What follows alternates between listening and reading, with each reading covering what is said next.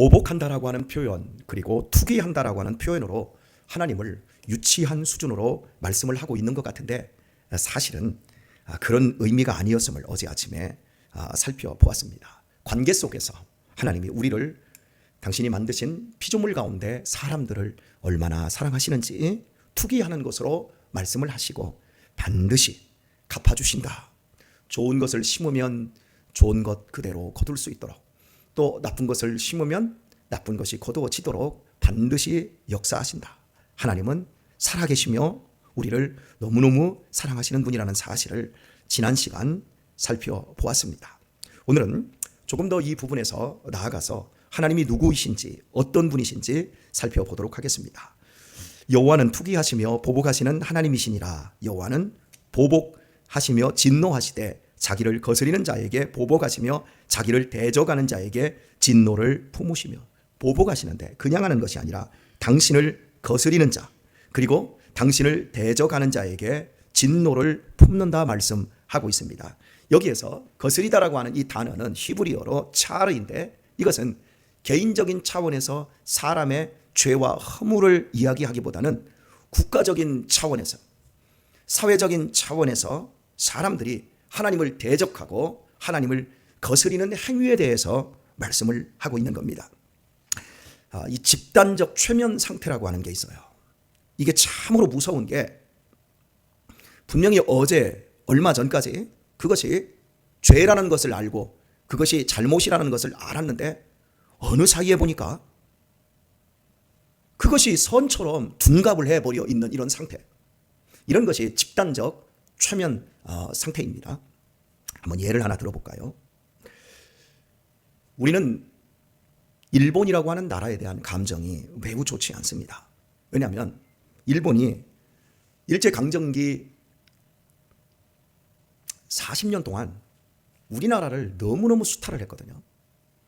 이것이 40년이었기에 망정이었지, 더 했다 그러면 아마 우리나라는 뼈도 추리지 못했을 정도로 일제에 의해서 많은 수탈과 핍박을 당했습니다. 그래서 우리는 그들에 대한 감정이 좋지 않은데, 일본 사람들은 당신들 어느 나라 사람들이 싫으냐 그러면 대한민국 사람을 너무너무 싫어합니다. 그 이유가 뭔지 아세요? 우리는 너무 예의가 바른 민족이고, 우리는 한국 사람들에게 너무너무 친절하게 행동을 하는데, 그리고 우리는 각자가 땀을 흘리면서 성실하게 사는데, 왜 우리 민족을 한국이 저렇게 미워하면서 과거에 우리의 조상들이 한국을 괴롭혔다고 말하는지 모르겠다 그러는 겁니다. 그들은 한국을 위해서 옛날에 도와주기 위해서 한일 합방이라는 것을 하고, 우리나라의 물자와 우리나라의 기술을 가지고 현재의 대한민국을 잘 살 수 있도록 모든 철도라든지 항만 공사라든지 기반 공사를 우리가 다 해주고, 나라가 다스릴 힘이 없었기 때문에 우리나라가 일제 36년 동안, 40년 가까운 이 한일 합방부터 시작해서 을사보호조약까지 한 40년 동안 우리나라가 한 대한민국을 너무너무 많이 도와주고, 우리가 손해를 얼마나 많이 봤는데 적반하장이다. 저 대한민국 사람들은 은혜를 원수로 갚는 못돼 먹은 족속들이다. 이렇게 알고 있어요. 이게 집단 최면 상태예요. 왜 그럴까요? 그 사람들의 역사 교과서에는 자신들이 일본 제국주의 시대에 도조 총리와 히로히토 천황이 저지른 만행을 좋게 포장을 해버려서 그 후손들에게 역사 공부를 날조시켜버린 거예요. 독도는 누구 땅이에요? 우리 땅인데 대한민국이 강점하고 있다고 가르쳤어요. 한쪽으로 그것만 가르쳐버리니까 사람들은 객관적인 역사가 뭔지를 모르고, 대한민국 사람들이 웬 데모를 했었고, 그리고 위안부가 50만 명이 고통을 받았고, 그래서 배상을 하라느니 미쯔비시 같은 이런 회사를 상대로 해가지고 강제 노역, 이런 부분들, 또 징용, 또 많은 사람들이 전쟁 총알바지로 죽었다느니, 이런 이야기에 대해서 그들은 도저히 이해가 안 되는 거예요. 대한민국 사람들이 헷가닥 미쳐가지고 우리를 이렇게 괴롭힌다고만 생각하는 거예요. 그래서 그 사람들은 대한민국 사람들 너무너무 증오합니다. 이게 사회적 집단 이 최면 상태예요. 이것이 하나님을 거스리는 거예요. 이것이 하나님을 대적하는 거예요. 이런 부분들을 하나님은 분명히 보복하신다. 이렇게 말씀을 하고 있는 거예요. 여러분에게 한번 물어볼게요. 집에서 강아지를 키우시고 고양이를 키우시면서 내 새끼처럼 키우시는 분들은 오늘 이 새벽에 제 설교가 별로 마음에 들지 않을 겁니다. 고양이와 개를 예전에 한 20년 전, 30년 전 그때만 해도 장에 가서 이렇게 사왔습니다. 아니면 이제 옆집에서 개가 태어나면 야 우리 집 몇 마리 주워, 한 마리 주워 이러잖아요. 그러면 그걸 분양받았다고 그랬어요, 입양했다 그랬어요? 분양받았다고 그랬어요. 이건 분양이에요. 그런데 어느 날부터 그걸 입양을 했다 그래요. 입양이라는 말은 어디다 썼냐면 우리가 아이들을 나의 자녀로 받아들일 때 입양했다. 이게 도덕적이고 윤리적인 가운데서 사람을 가장 높은 자리에 올려놓고 입양했다. 이렇게 사용을 했는데 이걸 강아지나 고양이 이런 것들을 집으로 가져온 걸 분양을 입양했다. 이렇게 사용하면서 인간보다 짐승을 높이든지 그 같은 자리에 지금 놓고 있어요. 그리고 이제 우리가 입양계 쪽에서 이런 부분들을 이야기하면 되게 기분 나빠하고 우리 입양의 날과 입양의 날보다 유튜브에 들어가 보게 되면 고양이나 개 입양하는 날을 더 크게 만들어 놓고 그 사람들도 입양의 날을 만들어 놨어요. 동물 입양의 날. 동물을 위해서 너무너무 희생하는 것. 사람보다 짐승의 가치를 더 높이든지 그 수준에 맞추는 것. 이런 모든 것들이 집단적 최면 상태예요. 하나님은 절대 그렇게 이 사회를 만들지 않았어요. 하나님께서는 인간을 당신의 형상을 닮은 존재로 만드셨어요. 하나님의 뜻을 거스려요. 하나님을 대적합니다. 바로 그것을 오늘 본문이 하나님께서 보복하시며 또 진노를 품으시며 이렇게 말씀하고 있습니다. 그런데요, 3절을 가보게 되면 여호와는 노하기를 더디하시며 권능이 크시며 죄인을 결코 사하지 아니하시느니라. 이 같은 문장 안에 좀 반대되는 개념의 말씀이 섞여 있어요. 여호와는 노하기를 더디해요. 그 앞부분에서는 분명히 보복한다, 분명히 진노한다. 그런데 중요한 건 노하기를 더디한다. 그리고 권능이 크시며 죄인을 결코 사하지 아니하시느니라. 핵심이 이겁니다. 분명히 하나님 보복합니다. 분명히 진노를 품고 있습니다. 그런데 하나님은 당장 심판하지 않는다는 거예요. 권능이 있어요. 그리고 결국 이런 죄인을, 이런 거스리는 죄와 대적하는 부분에 대해서 결코 사하지 않고 심판하시겠다. 이런 하나님이시다. 이렇게 말씀하고 있습니다. 오래 참는다라고 하는 이 부분, 노하기를 더디한다. 이 부분이 신약 성경의 관점으로 나오면 오래 참는다. 이렇게 말씀하는데 우리 참 이게 중요한 거니까 한번 따라서 해볼까요? 오래 참음. 참을인 자가 3개면 뭘 면해요? 어떻게 그렇게 잘하세요? 그런데요, 우리는 참을인 자 하나도 제대로 안 가지고 있다는 거 아세요? 특히 누구에게? 가장 사랑하는 사람들에게. 사랑하는 사람인데 정말 참지 않아요. 물론 삶으로는 참을지 모르는데 그는 뭐 입이 방정이에요. 그 입이, 사람은 입 때문에 망하고 입 때문에 성공해요. 말 한마디 때문에 복을 받고 말 한마디 때문에 저주를 받고. 참 이 오래 참는다라고 하는 것, 우리 주님이 구약에서는 노하기를 더디한다, 신약 성경에서는 오래 참는다. 그런데 우리가 사실은 하나님으로부터 배워야 되고 하나님으로부터 꼭 우리가 터득해야 되는 것이 하나님의 여유, 하나님의 오래 참으심, 이 부분이어야 돼요. 인류 역사에 가장 오래 산 사람이 누구지요? 무두셀라지요. 969세를 살았습니다. 무두셀라가 그렇게 오래 살았다는 걸 아는데 제가 예전에 기도하면서 하나님, 무두셀라가 969세에 죽었는데 저는 거기서 영 하나만 뺄게요. 한 96살 9개월만 살려주시면 좋을 것 같아요. 그랬는데 제가 요즘 그 기도를 바꿔버렸어요. 하나님 알아서 하세요. 왜요? 황기성 목사님 91살 때까지 운전을 하시다가 이제 95세가 됐잖아요. 92세까지 운전을 하셨군요. 그때까지는 저렇게 오래 사는 것도 멋있구나 그랬는데 지금 한 3년째 옆구리에 소변줄 뚫으셔서 배에 소변줄을 뚫으시고 3년째 소변을 이제 옆구리로 이제 받아내시거든요. 그러면서 누워 계신데 정신 멀쩡하시지요. 그 고통이 정말 큰 고통이라는 걸 깨닫습니다. 그러니까 사실 오래 살아도 복이 아니고 빨리 죽어도 저주도 아닐 수 있고 왜요? 이 세상은 천국이 아니기 때문에 그렇죠. 오래 참음, 오래 사는 것보다 오래 참는 것이 훨씬 좋습니다. 잘 참게 해달라고 기도하시길 바랍니다. 우리 강대식 집사님 불같은 성격을 가지셨어요. 제가 알거든요. 눈 돌아가는 거 몇 번 봤거든요. 오래 참다 보니까 눈 돌아가는 게 싹 없어지고, 그 손주들 주일날 일부 예배 때 애들이 손주들이 오잖아요. 하은이 애들 오면 아이고 우리 하은이 왔냐 하면서 막 그 여유로운 그 표정, 오래 참음으로 말미암아 사람의 인생이 행복해집니다. 참지 못하면 나중에 이렇게 말해요. 그때 조금만 더 참을 걸, 그때 한 번만 더 참을 걸, 껄껄껄껄대는 인생이 돼요. 그러나 잘 참으면 잘 참았다, 참기를 너무 잘했다, 할렐루야, 이렇게 되어지더라고요. 무두셀라라고 하는 이름의 뜻을 여러분 아세요? 제가 몇 번 말씀을 드렸는데 창을 던지는 사람이라는 뜻이에요. 무두셀라가 죽고 나서 홍수가 터졌습니다. 그러니까 무두셀라나 에노스라든지 이 성경에 보면 굉장히 오래 산 사람들 있잖아요. 그때 우리는 노아 한 사람만을 기억하잖아요. 노아 홍수니까 노아 홍수라고 얘기하니까. 그런데 무두셀라가 죽으면서 홍수가 터져버렸어요. 그 이유를 설명을 해드릴게요. 창을 던지는 사람이라는 뜻의 의미와 직결돼요. 사람들이 당시에 그냥 몸뚱이를 신으로 섬기고 자기의 쾌락만을 섬기고 음란해졌어요. 하나님을 다 거스리고 있는 거예요. 그래서 하나님이 사람을 만든 것을 후회하셨다, 이런 표현을 하세요. 오늘 본문에서 정확하게 얘기하는 것처럼 자기를 거스리는, 하나님을 거스리는 거예요. 하나님을 대적하는 거예요. 그 사회가, 그 시대가 음란 동성연애가 판을 치고, 오늘날도 지금 동성연애들이 지금 난리가 났습니다.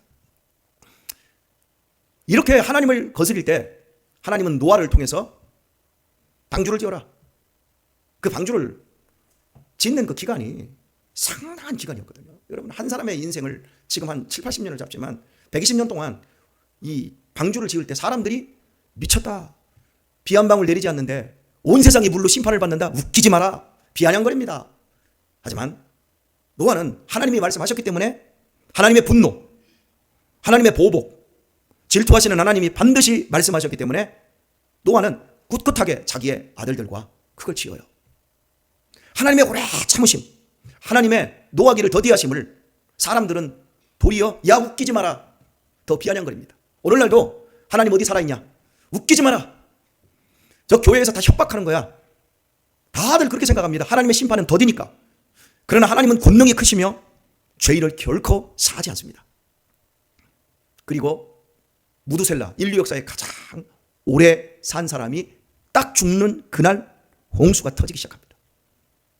자, 이 창을 던지는 사람이라는 뜻이요, 이런 의미입니다. 고대 사회에는 이 전쟁을 하잖아요. 이 나라와 저 나라가 전쟁을 합니다. 전쟁을 하기 위해서 어떤 평지 같은 데 이렇게 모입니다. 넓은 초원에 딱 모여요. 뭐 인류 역사에 뭐 큰 전쟁들이 자마 대회전이 있었고 뭐 이런 전쟁터가 있어요. 이런 전쟁터에서 딱 만나면 양쪽 진영을 쫙 갖추고 만납니다. 만나서 대장들끼리 앞에 딱 나와가지고 야 싸우자, 막 서로 막 북을 치고 싸움을 독려를 하죠. 그때 싸움을 시작할 때 첫 번째 지점이 뭐였습니까? 창을, 적의 진영으로 창을 던짐과 동시에 전쟁이 시작되는 겁니다. 하나님의 전쟁, 하나님이 이 세상 당신을 거스리는 자들, 당신을 대적하는 자들과 전쟁을 선포하기 위해서 당신이 그러면서도 얼마나 오래 참는지, 인류 역사에 가장 오래 산 사람 무두셀라를 등장시켜서 창을 던지는 것으로 홍수가 시작되게 만들어지 버리죠. 홍수는 반드시 옵니다. 심판은 반드시 옵니다. 내가 저지른 똥은 내가 치워야 되는 그 날이 반드시 옵니다. 내가 내 인생에 내가 저지르고 있는 모든 죄악들과 모든 병의 원인들이 지금 갑자기 눈으로 드러나지 않고 나타나지 않아도 반드시 하나님의 오래 참으심으로, 그러나 결코 그것이 당신의 권능 아래서 이루어지도록 창을 던지는 날이 옵니다. 조금 우리 강대식 집사님은 좀 제가 너무 죄송스럽게 생각합니다만은 우리 강 집사님한테, 강 집사님 술 끊으셔야 됩니다.